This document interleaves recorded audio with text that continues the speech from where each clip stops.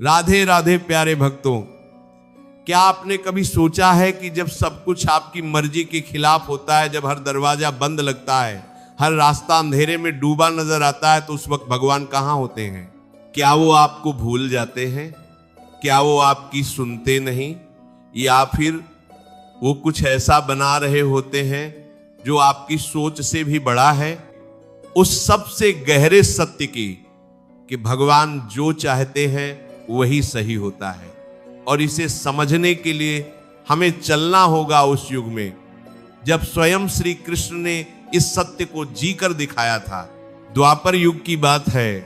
राजा उग्रसेन का पुत्र कंस मथुरा का राजा बन गया था। उसने अपने ही पिता को कारागार में डाल दिया था।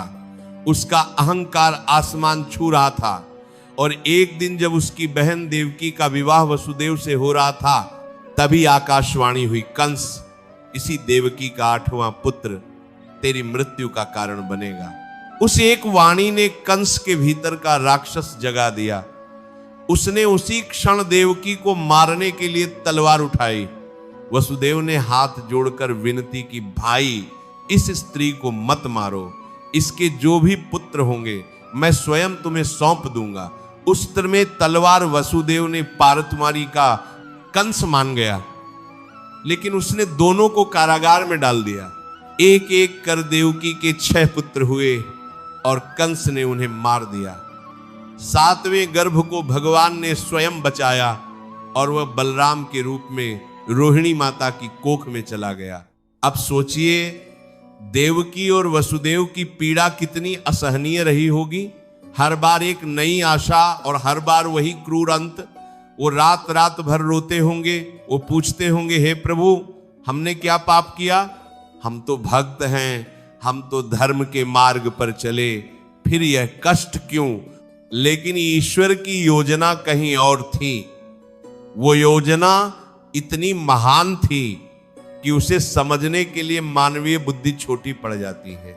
और फिर वह रात आई, कृष्ण जन्माष्टमी की रात, घोर अंधेरी रात, मूसलाधार वर्षा, कारागार के द्वार बंद, पहरेदार सो गए। देवकी की गोद में एक दिव्य शिशु आया। स्वयं भगवान विष्णु ने जन्म लिया था। वसुदेव के हाथों की बेड़ियां खुद ब खुद खुल गईं।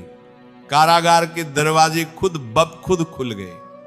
यमुना नदी उफान पर थी, लेकिन जैसे ही वसुदेव ने शिशु कृष्ण को टोकरी में रखकर सिर पर उठाया और यमुना में कदम रखा, यमुना ने रास्ता दे दिया। यही है भगवान की लीला। जब सब कुछ असंभव लगता है, तब भगवान एक ऐसा रास्ता निकालते हैं जो किसी के मन में भी नहीं आया था। प्यारे भक्तों, जब देवकी और वसुदेव कारागार में थे, तो क्या उन्हें पता था कि उनका कष्ट एक दिव्य उद्देश्य की तैयारी है? नहीं। क्या उन्हें पता था कि उनके पुत्र के रूप में स्वयं नारायण अवतरित होंगे? नहीं। लेकिन उन्होंने एक काम किया, उन्होंने अपना विश्वास नहीं तोड़ा। देवकी जी ने हर पुत्र को खोने के बाद भी ईश्वर से मुंह नहीं मोड़ा। उन्होंने कहा होगा, प्रभु तुम जानते हो, तुम्हारी इच्छा ही सही है।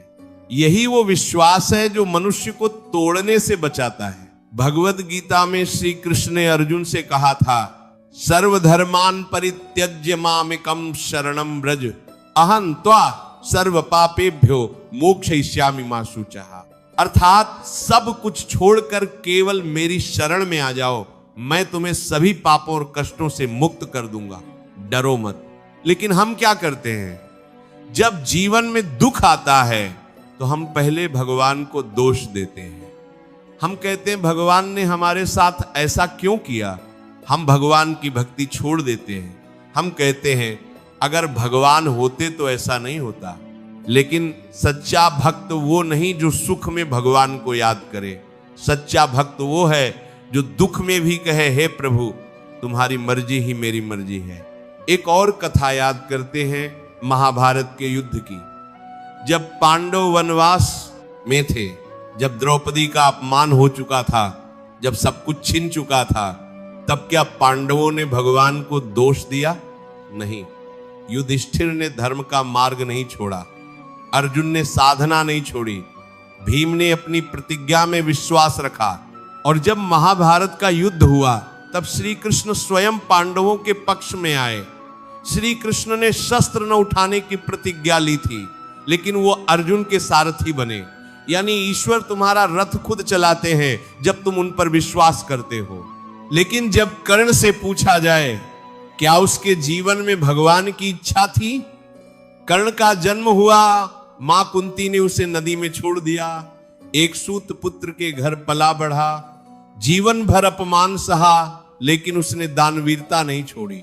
श्री कृष्ण खुद कर्ण के पास गए और उन्हें सत्य बताया, तुम पांडव हो, तुम कुंती के पुत्र हो, मेरे साथ आ जाओ, पांडवों में सबसे बड़े बनो। कर्ण ने क्या कहा? उसने कहा, प्रभु मैं दुर्योधन का नमक खाया हूं, मैं उसे धोखा नहीं दे सकता, मेरा जो भी हो मैं अपने धर्म से नहीं हटूंगा। ये था विश्वास, ये था निष्ठा का एक अलग ही रूप। और इतिहास गवाह है, कर्ण को मरते वक्त श्री कृष्ण ने स्वयं उसकी प्रशंसा की। उन्होंने कहा, कर्ण जैसा दानवीर, कर्ण जैसा योद्धा इस युग में दूसरा नहीं हुआ। जो अपने धर्म पर अड़िग रहता है, भगवान उसे सम्मान देते हैं, चाहे वो जीते या हारे। प्यारे मित्रों, जीवन में अक्सर ऐसा होता है कि हम एक रास्ता चुनते हैं, हम पूरे दिल से कोशिश करते हैं और फिर भी असफल होते हैं। हम किसी से प्यार करते हैं, वो छोड़ जाता है। हम किसी पर भरोसा करते हैं, वो धोखा देता है। हम किसी नौकरी के लिए वर्षों तैयारी करते हैं और वो नहीं मिलती, उस वक्त हम टूट जाते हैं। उस वक्त हम सवाल करते हैं, मैंने क्या गलत किया? लेकिन भगवद गीता का सबसे बड़ा सबक यही है, तेर आ कर्म कर, फल की चिंता मत कर, फल देने वाला मैं हूं और मैं जानता हूं कि तुझे क्या चाहिए। जब कोई रिश्ता टूटता है तो भगवान कह रहे होते हैं, ये तेरे लायक नहीं था। जब कोई नौकरी नहीं मिलती तो भगवान कह रहे होते हैं, तेरे लिए कुछ बड़ा आने वाला है। जब कोई दरवाजा बंद होता है तो भगवान एक नई खिड़की खोल रहे होते हैं। लेकिन हम इतने बेसब्र होते हैं कि हम बंद दरवाजे को देखकर रोते रहते हैं और खुलती खिड़की को देखते ही नहीं। एक बार की बात है, महर्षि नारद जी श्री कृष्ण के पास गए और पूछा, प्रभु आप कहते हैं कि आप सबका भला करते हैं, लेकिन मुझे समझ नहीं आता कि कभी कभी आप अपने सबसे प्रिय भक्तों को ही सबसे ज्यादा कष्ट क्यों देते हैं। श्री कृष्ण मुस्कुराए, उन्होंने कहा, नारद चलो मेरे साथ। दोनों चलते हुए एक बगीचे में पहुंचे। वहां एक माली था जो पेड़ों की कटाई छंटाई कर रहा था, एक पेड़ की बहुत सी शाखाएं काट रहा था। नारद जी ने कहा, यह तो पेड़ को कष्ट दे रहा है। श्री कृष्ण ने कहा, नारद ये माली पेड़ का शत्रु नहीं है, वो जानता है कि अगर ये अनावश्यक शाखाएं नहीं काटी तो पेड़ बड़ा नहीं होगा। जितना पेड़ को काटा जाएगा उतना वो मजबूत होगा, उतना वो फलेगा फूलेगा। ठीक ऐसे ही जिस भक्त से मुझे सच्चा प्रेम होता है उसे मैं कठिन परीक्षाओं में डालता हूं, क्योंकि मुझे पता है कि वो इससे और मजबूत बनेगा। जो टूट जाते हैं वो मेरी परीक्षा नहीं समझ पाते, जो अड़िग रहते हैं वो मेरे सबसे प्रिय भक्त बन जाते हैं। नारद जी की आंखें भर आईं। प्यारे भक्तों, जब जीवन में सब कुछ उल्टा होने लगे, याद करना ये कहानी, याद करना देवकी और वसुदेव को, जिन्होंने कारागार में भी अपना विश्वास नहीं खोया। याद करना अर्जुन को, जो युद्ध भूमि में टूट गए थे लेकिन भगवान ने उन्हें उठाया। याद करना कर्ण को, जिसन एक कठिन जीवन में भी अपना धर्म नहीं छोड़ा। और सबसे बड़ी बात याद करना, श्री कृष्ण का वो वचन, मैं तुम्हारे साथ हूं हमेशा, हर पल हर सांस में। ईश्वर ने कभी किसी को अकेला नहीं छोड़ा। जब अंधेरा सबसे गहरा होता है तभी भोर सबसे करीब होती है। तुम जो कष्ट आज झेल रहे हो वो तुम्हें तोड़ने के लिए नहीं है, वो तुम्हें वो बनाने के लिए है जो तुम बनने वाले हो।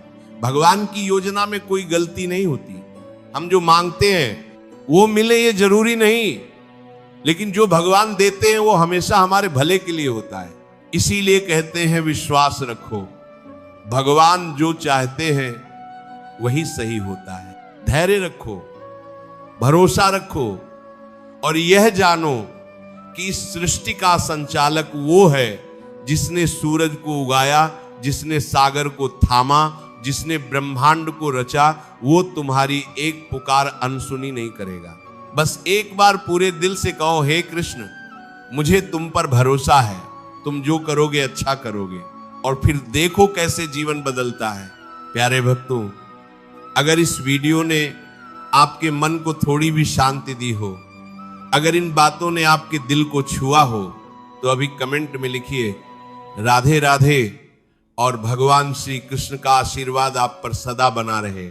जो भाई बहन अभी तक इस चैनल से नहीं जुड़े हैं वो अभी सब्सक्राइब करें और घंटी जरूर दबाएं, ताकि ऐसी हर प्रेरणादायक और आध्यात्मिक वीडियो आप तक सबसे पहले पहुंचे। इस वीडियो को उन लोगों तक जरूर शेयर करें जो आजकल किसी मुश्किल दौर से गुजर रहे हैं, जिन्हें थोड़े विश्वास और थोड़ी उम्मीद की जरूरत है। आपका एक शेयर किसी की जिंदगी बदल सकता है। राधे राधे, जय श्री कृष्ण।